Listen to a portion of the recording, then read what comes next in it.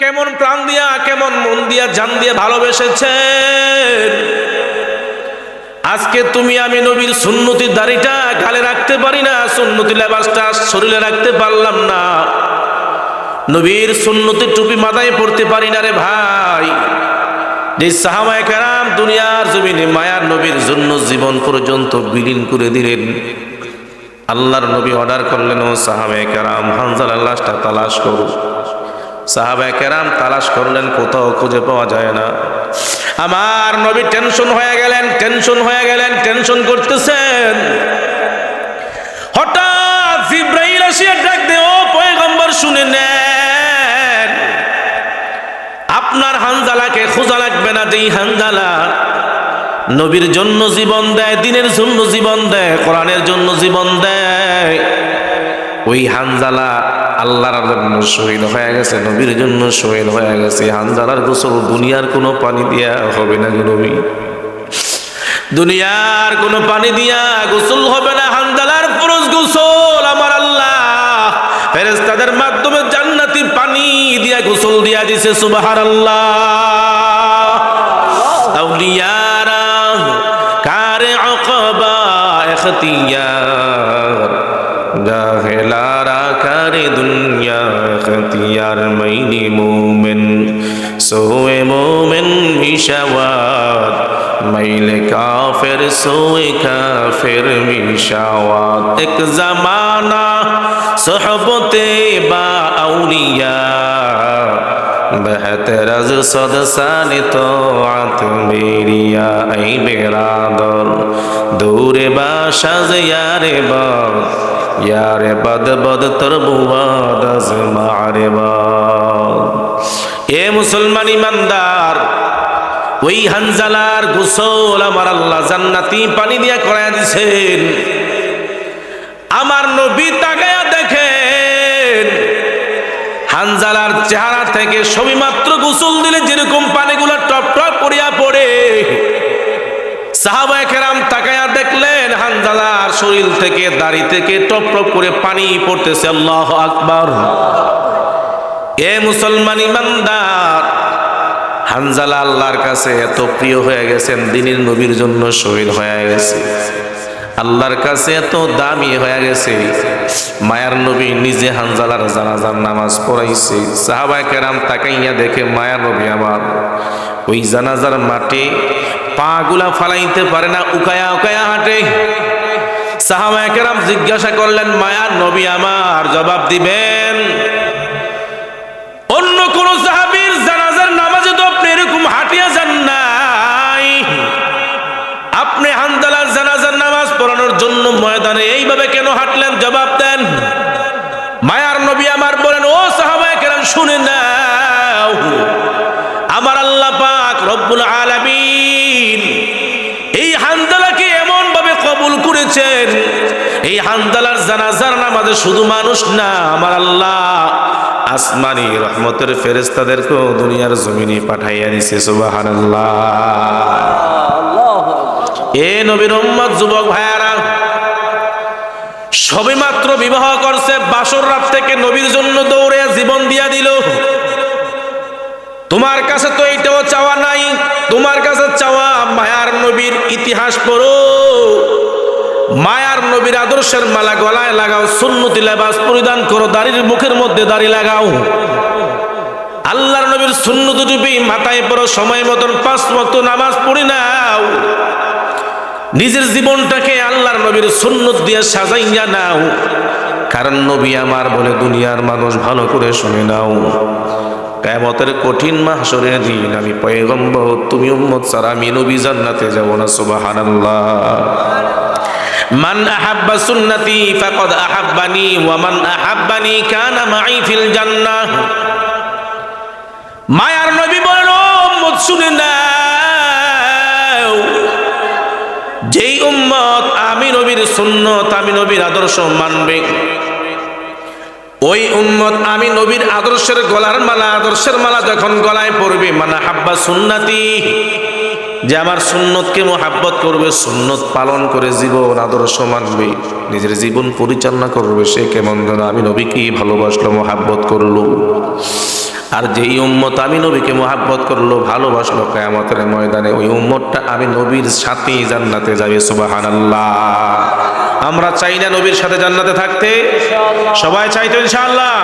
কে কে চাই দু হাত তুলে আল্লাহকে দেখায়া দেয়। নারে তাকবীর, নারে তাকবীর। ও আল্লাহ, আজকের মাহফিল কবুল করে নেন, যুবক ভাইদেরকে কবুল করে নেন, মা বোনদেরকে কবুল করে নেন। এজন্য খুব সতর্ক, খুব খেয়াল থাকতে হবে।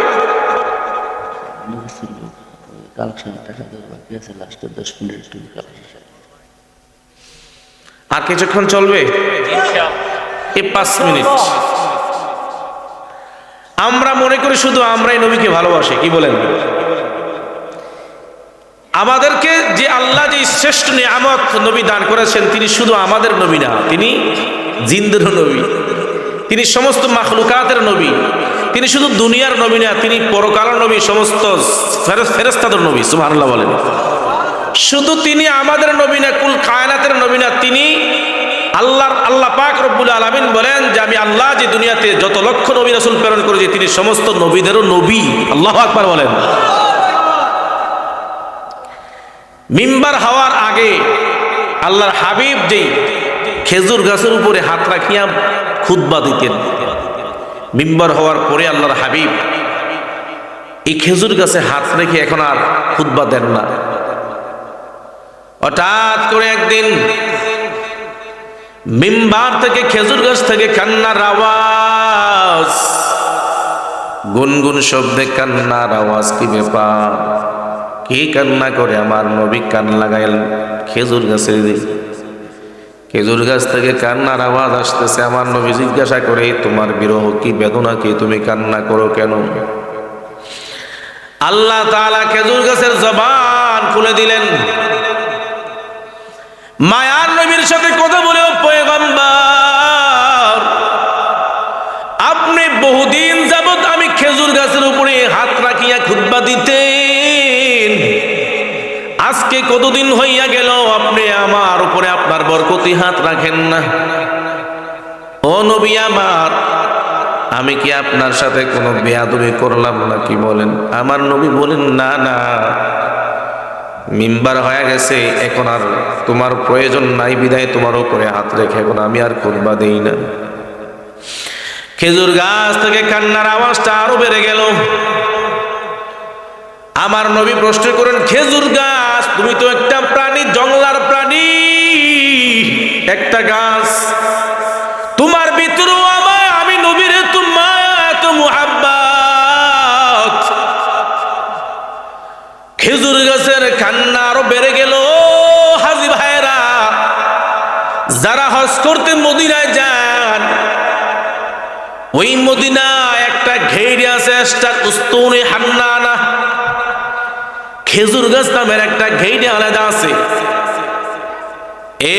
ওই খেজুর গাছটার ভিতরে আমার মায়ার নবীর মুহাব্বত থাকার কারণে আমার নবী ওয়াদা করেছেন, যাও খেজুর গাছ, আমার প্রতি তোমার এত ভালোবাসা থাকার কারণে আমি আল্লাহর কাছে দরখাস্ত করি, আমার সাথে জান্নাতের ভিতরে তোমার জায়গা করে দিব। সুবহানাল্লাহ। সামান্য একটা খেজুর গাছ মায়ার নবীর মুহাব্বত অন্তরে ঢুকাইয়া জান্নাতি হয়ে গেলেন, মায়ার নবীর সাথে সাক্ষী হয়ে গেলেন, আমার নবীর সাথী হয়ে গেলেন। ও যুবক ভাই, আমরা তো আশরাফুল মাখলুকাত, সৃষ্টির সেরা জীব মানুষ। নবীজির আদর্শের মালা গলায় পড়তে পারলে, নবীজির অন্তরে, আমাদের অন্তরে নবীর মুহাব্বত ঢুকাইতে পারলে, আমার নবী বলেন, কবরের জিন্দেগিও শান্তি, হাসরের ময়দানে তোমার জন্য শান্তি, জান্নাতের মধ্যে তুমি আমি নবীর সাথে জান্নাতে থাকবা। সুবহানাল্লাহ। সাহাবায়ে কেরামদের ইতিহাস পড়লে দেখা যায় আমার নবীকে কেমন ভালোবাসছেন আর আমরা কেমন ভালোবাসি। এজন্যই আল্লাহ রাসূল বলেন, সাহাবায়ে কেরাম হলো মিয়ার হক, সত্যের মাপকাঠি। কিসের মাপকাঠি? সত্যের মাপকাঠি সাহাবায়ে কেরাম। এই সাহাবায়ে কেরামদের ইতিহাস পড়লে বুঝে আসে তাদের ভিতরে নবী প্রেম, খোদা প্রেম কেমন ছিল। এজন্য আমরা বিভিন্ন গায়কের নায়কের খেলোয়াড়দের ইতিহাস পড়ি, জীবনী পড়ি, কিন্তু নবীজির জীবনী আমরা কোনোদিন পড়ে দেখলাম না এটাতে কি আছে। এজন্য আবদার রয়ে গেল থাকলো, আমরা কোথাও গেলে, লাইব্রেরিতে গেলে, বই মেলায় গেলে সর্বপ্রথমেই আল্লাহর হাবিবের জীবন ইতিহাসটা একটু পড়ব, কিনে আনবো। সিরাতে মুস্তাফা আছে, সিরাতে খাতিবুল আম্বিয়া আছে, আরো আল্লাহর হাবিবের বিভিন্ন কিতাব আছে, জীবনী ইতিহাস আছে, এগুলো আমরা এনে পড়ব। দৈনন্দিন কমপক্ষে আধা ঘন্টা বা 20 মিনিট সময় লাগাবো, যেখানে আমার হাবিবের জীবন ইতিহাসে কি আছে। যে জীবন ইতিহাস পড়ে বেঈমানরা পর্যন্ত কালিমা পড়ে মুসলমান হয়ে গেছে, সুবহানাল্লাহ। এরে মুসলমান ইমানদার, ওই সাহাবায়ে কেরাম আমার নবীকে কত ভালোবাসছেন, জীবন দিয়া, মন দিয়া, প্রাণ দিয়া। যারা নবীর জন্য নিজেদের জীবন বিলীন করে দিলেন, তারাই দুনিয়ার জমিনে জান্নাতের সার্টিফিকেট পেয়ে গেলেন। আল্লাহু আকবার বলেন। এই সাহাবায়ে কেরামদের মধ্য থেকে 4 জন সাহাবায়ে কেরাম হলো প্রসিদ্ধ। হযরত আবু বকর, হযরত আলী, হযরত ওমর, হযরত আলী, হযরত ওসমান, যার ভিতরে যত মোহাব্বত আমার নবীর তত নিকটবর্তী শুয়ে আছেন। আল্লাহু আকবার। ডান পাশে হযরত আবু বকর, বাম পাশে হযরত ওমর শুয়ে আছেন। মায়ার নবীর মোহাব্বত তাদের ভিতরে পূর্ণাঙ্গ ছিল। যেই নবীর ভালোবাসা সিক্ত হইয়া, মোহাব্বতী হইয়া একজন সাহাবী সে সাহাবিয়াতের গুণ অর্জন করতে পারে নাই, তার নাম হলো ওয়াইসুল করুনি। আমার মায়ার নবীকে দেখতে পারে নাই, কি জন্য? বারবার চিঠি লেগেছে, নবী আমার আপনাকে দেখতে বড় মনে চায়, কিন্তু আমি আপনার কাছে আসতে পারি না, কারণ আমার ঘরে আমার বৃদ্ধা মা। আমি যদি চলে যাই আমার মায়ের খেদমত করবে কি? নবীর কাছে চিঠি লিখলেন, নবী চিঠির উত্তর দিলেন, হে রে ওয়াইসুল করুনি, তুমি তোমার মায়ের খেদমত করো, কারণ মা বাবার খেদমতের মাধ্যমে আল্লাহ খুশি হয়। সুবহানাল্লাহ বলেন। রিদুর রাব্বি ফি রিদুল ওয়ালিদাইন ওয়া সাখাতুর রাব্বি ফি সাখাতিল ওয়ালিদাইন। যে সন্তানের প্রতি মা বাবা সন্তুষ্ট, আমার আল্লাহ তাই সেই সন্তানের প্রতি খুশি হইয়া যায়। সুবহানাল্লাহ। আর যে সন্তানের প্রতি মা বাবা সন্তুষ্ট হইয়া যায়, আমার আল্লাহ ওই সন্তানের প্রতি অসন্তুষ্ট হইয়া যায়। আমার নবী চিঠির উত্তর লিখলেন, ও ওয়াইসুল করনি, তুমি আমার কাছে আসা লাগবে না, তুমি তোমার মায়ের খেদমত করো। যদি বেঁচে থাকি একদিন না একদিন দেখা হবে, আর যদি চলে যাই ওয়াইসুল করনি, টেনশন করিও না, কান্না করিও না। হাসরের ময়দানে কঠিন মুসিবতের দিনে তোমাকে আমাকে আমার আল্লাহ সাক্ষাৎ করাইয়া দিবে। যদি তোমার অন্তরে আমি নবীর প্রেম ভালোবাসা পূর্ণাঙ্গ থাকে, জান্নাতের ভিতরে আমার আল্লাহ তোমার সাথে সাক্ষাৎ করাইয়া দিবে। সুবহানাল্লাহ। ওয়াইসুল করে নবীর ভালোবাসায় পড়িয়া আমার নবী উহুদের ময়দানে দান শহীদ করলেন। ওয়াইসুল করুনির কাছে যখন খবর পৌঁছে যায়, ওয়াইসুল করুনি হাতে পাথর নিয়া প্রথমে সামনের দাঁতগুলা ভাঙে, আবার বলে না জানি আমার নবীর কোন দাঁতগুলা ভাঙছে। এক একটা করে মুখের সব দাঁতগুলা ভেঙে ফেললেন। ও যুবক ভাইয়েরা, পর্দাদের মা বোনেরা, বিদ্যা বাবাজিরা শুনে নেন, ওই সাহাবায়ে কেরামদের অন্তরের ভিতরে কেমন ভালোবাসা ছিল, কেমন মহাব্বত ছিল নবীর প্রতি। আর নবীকে ভালোবাসি জবান দিয়া বলি, কিন্তু অন্তর দিয়া খুঁজে পাওয়া যায় না। আজ নবীকে ভালোবাসিয়া নবীর সুন্নত তরিকায় নিজের জীবন পরিচালনা করতে পারলাম না। দাড়ির মধ্যে বারবার ব্যালেট লাগাইলাম। আমার নবী বলেন, শোনে না উম্মত, যে উম্মত আমি নবীকে কষ্ট দেয়, ওই উম্মত কিয়ামতের ময়দানে আমার সাথে কোনো সাক্ষাৎ হবে না। যে উম্মত দাড়ির মধ্যে ব্যালেট লাগায়, কেমন যেন আমি নবীর কলিজার মধ্যে খুর লাগায়। এ যুবক ভাই সাবধান, যারা দাড়ির মধ্যে এখনো খুর লাগাইতেছো, তুমি মনে করতেছো তুমি নবীর ভালোবাসা পাইয়া গেছো, কিয়ামতের ময়দানে নবীর শাফাআত তুমি পাইবা না। না, যেই উম্মত আমার মায়ার নবীর দাড়ির মধ্যে 24টা ঘন্টা তোমার আমলনামায় ফাসিকিয়াতের গুনাহ লেখা হবে। আল্লাহ না করুক তুমি যদি এই অবস্থায় মৃত্যুবরণ করো রে যুবক, ওই অন্ধকার কবর তোমার জন্য কঠিন মুসিবত। হাসরের ময়দানে তুমি নবীর সাক্ষাৎ পাবে না, আর যেই উম্মত নবীর সাক্ষাৎ পাবে না তার জন্য আমার আল্লাহ জান্নাত হারাম করে দিবে। এজন্য দুনিয়ায় থাকিয়া মায়া নবীর আদর্শের মালা গলায় পড়ে নাও। আজকে কোন খেলোয়াড়ের পাগল হইয়া গেলা, কোন নায়কের পাগল হইলা, কোন গায়কের পাগল হইলা রে ভাই। আজ নেতার মহাব্বতে পড়িয়া, নেত্রীর মহাব্বতে পড়িয়া জীবন বিলীন করে দাও। কিন্তু আল্লাহ পাক রব্বুল আলামিন বলে, ও নবী জানাইয়া দেন, এই জীবন আমি দান করেছি, মরণ আমি আল্লাহ দান করেছি। যদি জীবন বিলীন করতে হয় তাহলে জীবনের মালিক কে? জোরে বলেন, আরো জোরে বলেন। হায়াতের মালিক কি? মৌতের মালিক কি? নামাজ পড়ি কার জন্য? রমজানে রোজা রাখি কার জন্য? বড় বড় গরু কুরবানি দেই কার জন্য? না দুনিয়ার মানুষকে দেখানোর জন্য?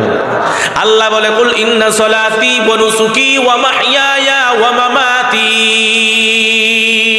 ওয়া মামাতি লিল্লাহি রাব্বিল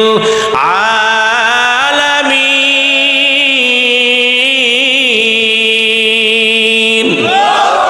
এই কালামে জিন্দা কুরআনে হাকীম হিকমতে ও লা ইয়াজাল সাতাকাদিম জামিউল ইলম ফিল কুরআনে হাকীম তাকাসার আনহু আফহামুর রিজালি বাখা কুরআন কালামুল্লাহ বশনো কদি মসতি নইনো। আল্লাহ বলে, নবী আমার শুনাইয়া দেন, কুল ইন্না সলাতি, নিশ্চয়ই আমার নামাজ। আমরা সেজদা দেই কার জন্য? না দুনিয়ার মানুষকে দেখানোর জন্য, না মূর্তির সামনে, না আগুনের সামনে? আমরা সেজদা একমাত্র দেই আল্লাহকে, ঠিক কিনা জোরে বলেন। কুল ইন্না সলাতি, নিশ্চয়ই আমার নামাজ, ওয়া নুসুকি আমার কুরবানি, ওয়া মাহইয়ায়া আমার হায়াত, ওয়া মামাতি আমার মউত, লিল্লাহি রাব্বিল আলামিন, একমাত্র আল্লাহর জন্য। কার জন্য? এই হায়াত জীবন দিয়েছেন কে? আল্লাহ, ঠিক কিনা? যদি মাঝে মধ্যে বিলীন করতে হয় কার জন্য? না নেতার জন্য, নেত্রীর জন্য, বসের জন্য, পাগলা বাবার জন্য, এদের জন্য যদি জীবন দেওয়া হয়, একটা ফোঁটা রক্ত কি আল্লাহর দরবারে কবুল হবে? এমন জীবনও তুমি করিবে গঠন, হ্যাঁ, মরিলে কাঁদিবে তুমি, হাসিবে ভবন। এমন জীবন গঠন করলে মায়ের ছাড়া কোনো উপায় নেই, ঠিক কিনা বলেন? এমন জীবন তুমি করিবে গঠন, মরিলে হাসিবে তুমি, কাঁদিবে ভবন।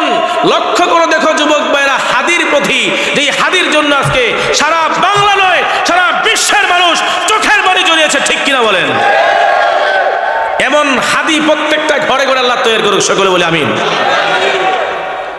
আস্তে আস্তে তার জীবন ইতিহাস প্রকাশ পাইতেছে। তার জিন্দগির ভিতরে, তার দিলের ভিতরে একটাই তামান্না ছিল, আল্লাহ যখন মরব তো জিন্দগিতে ওই যে শিয়ালের মতন 1000 বছর বেঁচে না থেকে যদি আমি সিংহের মতন 100 বছর বেঁচে থাকতে পারি, এটাই হলো কামিয়াব। যতদিন বেঁচে থাকবো ঈমানের সাথে বাঁচবো। যদি জীবন দিতে হয় আমি আল্লাহর জন্য জীবন দিব। শহীদের তামান্না নিয়ে মরেছে, ঠিক কিনা বলেন? যদি মাঝে মধ্যে জীবন দিতে হয় কার জন্য দিব? আল্লাহ, আল্লাহর জন্য, নবীর জন্য দেব, ঠিক কিনা বলেন? কত সাহাবায়ে কেরাম নবীর জন্য জীবন দিয়েছে, আল্লাহর জন্য জীবন দিয়েছে। উহুদের ময়দানে দান্দান শহীদ করেছে নবী আমার। লক্ষ লক্ষ সাহাবায়ে কেরাম দ্বীনের জন্য জীবন বিলীন করে দিয়েছে। ইসলামের প্রথম একজন শহীদ যিনি পুরুষের মধ্য থেকে, তার নাম হলো হযরত বেলাল, আর মহিলাদের মধ্য থেকে সুমাইয়া রাদিয়াল্লাহু তাআলা আনহা। যে বেলালের ভিতরে এত ক্ষুধা প্রেম ছিল, নবী প্রেম ছিল। বেলালের মালিক বলেছে, বেলাল রে তুই প্রকাশ্যে বলা লাগবে না, একটু ইঙ্গিত দিয়ে বল আমি মুহাম্মদকে ভালোবাসি না, তাহলে তোকে আমি ছেড়ে দেব। বেলাল বলে, জীবন দিয়েছি, প্রাণ দিয়েছি, মন দিয়েছি একজনের জন্য, তিনি হলেন আল্লাহ। কালিমা পড়েছি, মুহাম্মদুর রাসূলুল্লাহ সাল্লাল্লাহু আলাইহি ওয়াসাল্লামের আদর্শের মালা গলায় পড়েছি, জীবন বিলীন করে দেব আল্লাহর হাবিবের প্রতি, একটু অনীহা প্রকাশ করব না। জীবন আর যদি আল্লাহ দান করে বারবার শহীদ হব, বারবার যদি আল্লাহ জীবন দান করে আমি আমার জীবন আল্লাহর রাস্তায় আমার নবীর মুহাব্বতে বিলীন করে দেব। সুবহানাল্লাহ। তারা দুনিয়ার জমিনে জান্নাতের সার্টিফিকেট পেয়ে গিয়েছে, তারা আমরা তো জাহান্নাম ছাড়া কোনো উপায় নাই, ঠিক কিনা বলেন? এজন্য আল্লাহর হাবিবের আদর্শের মালা যারা গলায় পড়বে, পড়তে পেরেছে, আল্লাহ তাদের জীবন ধন্য করে দিয়েছে, ঠিক কিনা বলেন? যুবক ভাইদের প্রতি আমার অনুরোধ থাকবে, দেশ গড়ার মহানায়ক তোমরা, তোমরা এই দেশের কারিগর, তোমরা দেশ ঠিক করবে। যদি একটু সচেতন হই ইনশাআল্লাহ আমাদের আগামী ভবিষ্যৎ হবে, আগামী বাংলা হবে কোরআনের বাংলা, ঠিক কিনা? আগামী বাংলা হবে ইসলামের বাংলা, ঠিক কিনা? এই জীবন আমরা অযথায় অহেতুক কোনো ফাসেক ফুজ্জার টেন্ডারবাজ চাঁদাবাজ দুর্নীতিবাজদের পিছনে ঘুরে ঘুরে ঘুরে ঘুরে সময় নষ্ট করব না। যদি সময় দিতে হয়, জীবন দিতে হয়, অর্থ সম্পদ ব্যয় করতে হয়, একমাত্র আমার নবীর জন্য ব্যয় করব। জীবন দিতে হয় আল্লাহর জন্য, জীবন বিলীন করে দিতে প্রস্তুত, ঠিক কিনা বলেন? কে কে রাজি আছেন? দুআ তুলে লেগে দেখায় দেন। নারে তাকবীর, নারে তাকবীর। কোরআন হাদিসের আলো, কোরআন হাদিস যেখানে, আলেম উলামা যেখানে, কোরআন নাই যেখানে, আল্লাহ আজকের মাহফিল কবুল করো, সকলে বলে আমিন। দায়িত্বহীন কণ্ঠে আমরা বলতে চাই, আমরা আর কোনো ফাসেক ফুজ্জার, আমরা আর কোনো দুর্নীতিবাজ, আমরা আর কোনো টেন্ডারবাজ, আমরা আর কোনো জুলুমবাজের পিছনে সময় নষ্ট করতে চাই না। আগামী বাংলা চাই কোরআনের বাংলা, আগামী বাংলা চাই ইসলামের রাষ্ট্র, ঠিক কিনা জোরে বলেন?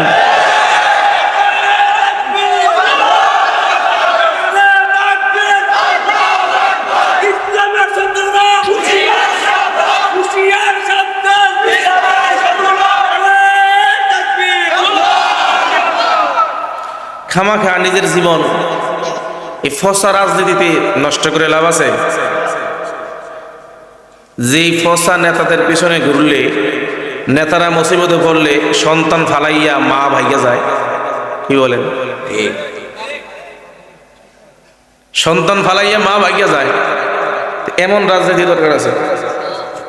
যদি রাজনীতি করি ইসলামী রাজনীতি করব, জীবন দেই ইসলামের জন্য দিব। দুনিয়াতে না পাই আখেরাতে পাবো, ঠিক কিনা? দুনিয়ায় না পাই আখেরাতে পাবো। 60 বছরের জিন্দিগিতে কুকুরের মতন বেঁচে না থেকে এই জীবনটা আল্লাহর রাস্তায় বিলীন করে দিয়ে, ইসলামের জন্য বিলীন করে দিয়ে, কোরআনের জন্য বিলীন করে দিয়ে, যেই জিন্দিগির শুরু আছে শেষ নাই, সেখানে আরামে থাকতে চাই, ঠিক কিনা বলেন? সবাই রাজি আছেন ইনশাআল্লাহ? দেখা যাবে, সুযোগ একটা আসছে। যদি এই সুযোগ হাতছাড়া হয়ে যায় তাহলে আগামী আর 100 বছর এই বাংলাদেশে আমরা ঘুরে দাঁড়াতে পারবো না, ঠিক কিনা? কপালে দুর্গতি ছাড়ার কিছু নাই। যেই রাজনীতি একে অপরকে হিংসাত্মক ভাবে আক্রান্ত করে খুন করে ফেলে, এই রাজনীতি আমরা চাই না। যেই রাজনীতিতে একে অপরের নিরাপত্তা নাই, যেই রাজনীতিতে আমাদের মা বোনদের নিরাপত্তা নাই, যেই রাজনীতিতে আমাদের দেশের মানুষ ওপেনলি কোরআন নিয়ে আলোচনা করতে পারবে না, সেই রাজনীতি আমরা চাই না, ঠিক কিনা বলেন? আমি কোনো রাজনীতির আলোচনাও করি না, তবে একটুকুই কানে দিয়া যাইতে চাই, আগামী রাষ্ট্র চাই ইসলামের রাষ্ট্র, আগামী রাষ্ট্র চাই কোরআনের রাষ্ট্র, আগামী রাষ্ট্রের নায়ক এমন একজন রাষ্ট্র নায়ক চাই যে কোরআনের বিধান দিয়ে বাংলার জমিন চালাবে, ঠিক কিনা বলেন? আজ বিশ্বের মানচিত্রে তাকায় দেখেন, সারা বিশ্বের জমিনে একটা দেশই শান্তিতে আছে, সেটা হলো আফগানিস্তান, ঠিক কিনা? অনেকেই বলেছিল, অনেকেই মন্তব্য করেছিল, তারা বলেছিল মোল্লারা জীবনে রাষ্ট্র পরিচালনা করতে পারবে না। আজকে বিশ্বের মানচিত্রে আফগানিস্তানে আছে নাম্বার 1-এ, ঠিক কিনা বলেন? যেই টুপিওয়ালাদেরকে, পাগড়িওয়ালাদেরকে আমেরিকা পর্যন্ত ভয় পায়, লন্ডন পর্যন্ত ভয় পায়, ঠিক কিনা বলেন? ওই দেশে কোনো দুর্নীতি নাই। 2 মাস আগে একটা পত্রিকায় দেখলাম আল্লাহর এক বান্দা জালি ব্যাগ দিয়ে টাকার ভান্ডেল নিয়ে যাচ্ছে। আরেকজনে প্রশ্ন করি, কি ভাই তুমি ওপেনলি দিনের বেলায় জালি ব্যাগ দিয়ে টাকার ভান্ডেল নিয়ে যাচ্ছ, তোমার অন্তর কি চোরের ভয় নাই? লোকটা দ্ব্যর্থহীন কণ্ঠে বলল যে আমি এমন একটা রাষ্ট্রে বসবাস করি যেখানে কোনো চোর নাই, কোনো ডাকাত নাই, কোনো ছিনতাই নাই, কোনো গুম নাই, কোনো খুন নাই। আল্লাহু আকবার বলে। কারণ এই দেশে কোরআনের বিধান মোতাবেক শাসন আছে, যখন কেউ চুরিতে ধরা খাবে, চুরি করতে যাবে, তখন তার হাত কেটে দেওয়া হয়। কেউ যদি জিনা ধরা খায় তাহলে তাকে সঙ্গে সার করা হয়। এই দেশে ইফটিজিং এর শাস্তি আছে, কোরআনের আইন বিধান কায়েম আছে। এই জন্য এই দেশে কোনো ইফটিজিং নাই, কোনো চুরি নাই, কোনো ডাকাতি নাই। মানুষ নির্দ্বিধায় ওপেনলি টাকার ভান্ডেল নিয়ে প্রকাশ্যে বুক ফুলিয়ে হাঁটতে পারে, ঠিক কিনা বলেন? ঠিক সেই তদ্রূপ ভাবে যদি আমরা আমাদের বাংলাদেশে টুপিওয়ালাদের বাংলাদেশ করাইয়া নেই, কোরআনের বাংলাদেশ করাইয়া নেই, আমরা যদি আমাদের দেশটাকে ওলামায়ে কেরামদের হাতে, টুপিওয়ালাদের হাতে তুলে দিতে পারি, একদিন আমরাই বাংলার জমিনে টাকার ভান্ডেল ওপেনলি নিয়ে বুকে সাহস নিয়ে হাঁটতে পারবো। হাতের গভীর রজনীতে আমাদের মা বোনেরা ওপেনলি হাঁটতে পারবে। কোনো ইফটিজিং থাকবে না, কোনো যুদ্ধ থাকবে না, কোনো বাটপারি থাকবে না, কোনো সিজারি থাকবে না, কোনো টেন্ডারবাজি থাকবে না। মানুষ ঘুমাবে আরামে, ঠিক কিনা জোরে বলেন? এমন একটা রাষ্ট্র আমরা চাই কি চাই না? এমন একটা রাষ্ট্র যদি আমরা গঠন করতে চাই, তাহলে আল্লাহর হাবিবের আদর্শ মোতাবেক আমাদেরকে চলা লাগবে, ঠিক কিনা বলেন? ইনসাফের রাষ্ট্র কায়েম করা লাগবে, ঠিক কিনা? তাহলে প্রথম থেকেই শুরু হবে, নিজের ঘর থেকেই শুরু হবে ইনসাফের পরিবার। প্রথম সমাজ থেকে শুরু হবে ইনসাফের সমাজ, রাষ্ট্র থেকে শুরু হবে ইনসাফের রাষ্ট্র। যদি আমি আমার হাবিবের জীবন ইতিহাস আদর্শ যদি আমি আমার ঘরে আমার মাঝে বাস্তবায়ন করতে পারি, তাহলে ইনশাআল্লাহ সমাজে বাস্তবায়ন হবে। যদি সমাজে বাস্তবায়ন হয়, তাহলে ইনশাআল্লাহ রাষ্ট্রই আল্লাহ রাসূলের সুন্নাত বাস্তবায়ন হবে, ঠিক কিনা বলেন? সাহাবায়ে কেরামদের প্রতি লক্ষ্য করেন, আল্লাহর হাবিবের আদর্শ পাইয়া তারা কত দামি হয়ে গেছে। হযরত ওসমান গনি রাদিয়াল্লাহু তাআলা আনহু অর্ধ পৃথিবীর খলিফা ছিলেন। অর্ধ পৃথিবী রাষ্ট্র পরিচালনা করেছেন, সারা পৃথিবীর অর্ধেক রাষ্ট্র পরিচালনা করেছেন। যেই উমরকে শয়তান পর্যন্ত ভয় পাইতো, হযরত উমর যে রাস্তা দিয়ে চলতেন, শয়তান পর্যন্ত এই রাস্তা দিয়ে চলতেন না। আল্লাহু আকবার বলেন। একদিন, 2 দিন না 40 দিন পর্যন্ত ওই রাস্তা দিয়ে শয়তান হাঁটতেন না। উমরকে এত ভয় পাইতেন, আল্লাহু আকবার বলেন। কারণ কি? তাদের ভিতরে আল্লাহর ভয় ছিল, নবীর সুন্নতের মুহাব্বত ছিল, আল্লাহর হাবিবের প্রেম ভালোবাসা তাদের অন্তরে ছিল। ওই উমরের খেলাফতকালে বাগে আর বকরি, বাঘ আর বকরি, বর্তমানে বাঘে বকরি দেখলে এই খাবলা দিয়ে ধরে না ছেড়ে দেয়। বাঘ আর বকরি একে ঘাটে পানি খাইছে, কেউ কারো দিকে চোখ তোলার সাহস পায় নাই। আল্লাহু আকবার বলবেন না? কারণ কি ছিল? ইনসাফের রাজনীতি প্রতিষ্ঠা ছিল, কোরআনের হুকুম প্রতিষ্ঠা ছিল। এজন্য বকরি হলো দুর্বল, বাঘ হলো সবল। কোরআনী আইন এবং ইসলামের রাষ্ট্র থাকার কারণে বাঘের ভিতরেও ভয় আল্লাহ ঢুকিয়ে দিয়েছে, ইনসাফ ঢুকিয়ে দিয়েছে। সাবধান, এই সমাজ, এই রাষ্ট্র একজনই পরিচালনা করেন, সে হলো হযরত ওমর। ওমর যে রাস্তাতে চলে, সেই রাস্তায় শয়তান পর্যন্ত হাঁটে না। আর আমি তো ভাগ, আমি যদি এই বকরির দিকে একটু বাঁকা নজরে তাকাই, ওমর আমার কল্লা ফালাইয়া দিবে, ঠিক কিনা বলে? এজন্যই ওমরের খেলাফতকালে বাঘ আর বকরি একই ঘাটে পানি খাইতো, কেউ কারো দিকে বাঁকা নজরে তাকানোর সুযোগ পাইতো না। সেই ইনসাফের রাষ্ট্র কায়েম করে গিয়েছেন, ভয় করেছেন। আমার রাষ্ট্রে, আমি রাষ্ট্র ক্ষমতায় থাকা অবস্থায় যদি আমার রাষ্ট্রের কোনো অংশে যদি একটা কুকুরও না খেয়ে মৃত্যুবরণ করি, তাহলে আল্লাহর আদালতে জবাব দেওয়া লাগবে। আল্লাহ যদি বলেন, ওমর তোর খেলাফতকালে আমার একটা অবলা প্রাণী কুকুর না খেয়ে মৃত্যুবরণ করেছে, জবাব দে, কিয়ামতের ময়দানে আমি ওমর জবাব দেওয়ার কোনো সুযোগ। সেই ভয় করে রাতের গভীর রজনীতে হাঁটতেন, ঘুরতেন, খবর নিতেন। আর আজ আমরা সমাজের নেতা হইলে, নেতা হওয়ার আগে কত লেবাস পরিবর্তন করি, ঠিক কিনা বলেন? ইলেকশন আসার আগে, ক্ষমতায় আসার আগে কত সুন্দর দাড়ি, টুপি, পাঞ্জাবি পরিধান করে মানুষের বাড়ি বাড়ি ঘুরে। আসরের নামাজ, জোহরের নামাজ হলো 1 ওয়াক্ত, সে পড়ে 3 ওয়াক্ত। ছেলেরা বলে, স্যার আপনারা একটু এই মাত্র নামাজ পড়ে আসলেন। আরে বেটা, আমি কি নামাজ কি আসলে আল্লাহর জন্য করেন? এগুলো মানুষও দেখার জন্য করেন। এরাও যদি শরীক না হয়, এক জায়গায় পড়ে আরেক মাস ফিরে আইছে, তো এখানে যদি শরীক না হয়, মানুষ বলবে হ্যাঁ নামাজ পড়ে, হ্যাঁ ভোট দেবো কি? ভোট পাওয়ার লাগে নামাজ পড়ে। ভোট পাওয়ার জন্য টুপি পরি, ভোট পাওয়ার জন্য পাঞ্জাবি পরি। বোঝা গেল আসল ধর্ম ব্যবসায়ী তারা, ঠিক কিনা জোরে বলেন? আজ ওলামায়ে কেরামদেরকে ধর্ম ব্যবসায়ী বলা হয়, প্রকৃত ধর্ম ব্যবসায়ী ওলামায়ে কেরাম না। প্রকৃত ধর্ম ব্যবসায়ী যারা নেতা হওয়ার জন্য, যারা ক্ষমতা পাওয়ার জন্য ইসলামকে বিক্রি করে, তারাই হলো ধর্ম ব্যবসায়ী, ঠিক কিনা জোরে বলেন? আজ যদি হযরত ওমরের মতো ইনসাফ থাকতো, তাহলে আমার সমাজে কোনো হট্টগোল থাকতো না, কোনো অসহায় মানুষ, দুস্থ দুঃখী মানুষ না খেয়ে মারা যেত না, ঠিক কিনা বলেন? রাতের গভীর রজনীতে বের হয়ে যাইতেন খোঁজখবর নেওয়ার জন্য। হ্যাঁ, রাতের গভীর রজনীতে খোঁজ নেওয়ার জন্য, প্রজাদের অবস্থা জানার জন্য তিনি বের হয়ে যাইতেন।